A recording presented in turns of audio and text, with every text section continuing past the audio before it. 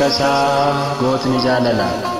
Samiirraa gad bu'ee ulfina isaa dhiisee nama fakkaachuudhaan gadi of deebise. Waaqni namnis waaqa ta'e dallaa horii keessatti ulfinaan dhalate. Suuta guddate raawwachaa hundumaa Kiristoos Yesuus ta'ee akka nama. Inni cubbuu malee hundumaa raawwatee homaa gatii malee nama kan jaallate. Waan fayyiseef yakkamaa kan ta'e du'aa kaasee akka du'u kan itti murtaa'e. Ba'aa keenya baatee kan arge gidiraa nu yakkamtootaa fi yakkamaa ta'eera.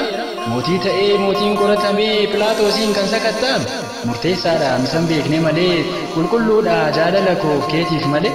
Uumamtoota uumeen gogaasaa qunca'ee reebicha hammaataan digni isaa lola'e. Daddarbii isaanii hundaa kan danda'e lafarra harkifamee gaara Qaraaniyoo dhiphinaan kan ba'e inni ilmi Waaqayyo. Dheebuu jireenyaa kan baase ilma namaa dheebuu isaatii fi hadhooftuu baafama. Alangaa jallootaan dugdi isaa reebamee baarbaan bakka bu'aa fayyisaan hidhame. Fuula ifaa sanaa inni kabalame cinaacha waraanuun leenginos kan dhiigse. Qoricha waan ta'eef inni garuu ija isaa fayyise. Fannootti ol ba'ee qoraattii gonfatee kan du'e Kiristoos nuuf dadhabaa ta'e. Du'ee awwaalamee halkan guyyaa 3 loltootaan eegama akka nama badii. Aangoo isaa mul'isee du'a kan ajjeese inni ka'ee du'a. Aangoo du'aa cabsee nurraatii kan fuudhe cubbuudhaaf ba'a.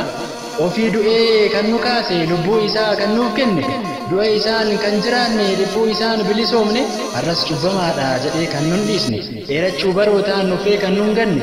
Abuuf argachuudhaan inni kan adda hin qoonne. Deebi'uu keenya eeguuf obsa kan hin fedne. Uumama isaa maraa bobbaasee kan galchu. Nagaa fi jaalalaan hundumaa kan bulchu. Waggootaaf ji'ootaa guyyootaa fi yeroo isa dhaqan qoode. Gammachuu ilmaansaaf bara haaraa fide. Kan hundaa danda'u hundumaa to'atu dhalootaaf jaalala. Nagaa barsiisee nageenya kan laatu. Fakkeenyaa fi gochaan jaalala lallabee inni abbaan nagaa bara baraan ulfaatee jiraata. Uumama isaatiin ta'ee mootii dhuga. Abbaa dhiifamaatii kan godhu dhiifamaa baduu ilmaan isaaf dafee araarama. Kan nu jiraachisee dhiifama isaatii nuuf dhiisee cubbuu yakka keenya hunduma. Arjummaa isaaf jaalalaan araaraan dhiifamaan hundumaa kan hiiku gosaaf sanyii qomoo abaluudhaan miti namaan kan nu beeku. Eenyu kan hin taane akka isaa gonkuma. Abdiin miidhaginni keenya isa kanaaf isa abdannaa boriif isa irraa caala. Waa'ee isaa yaadadhu yaadni koo gara samii mala. Eenyume kan akkasaa gootni jaalala.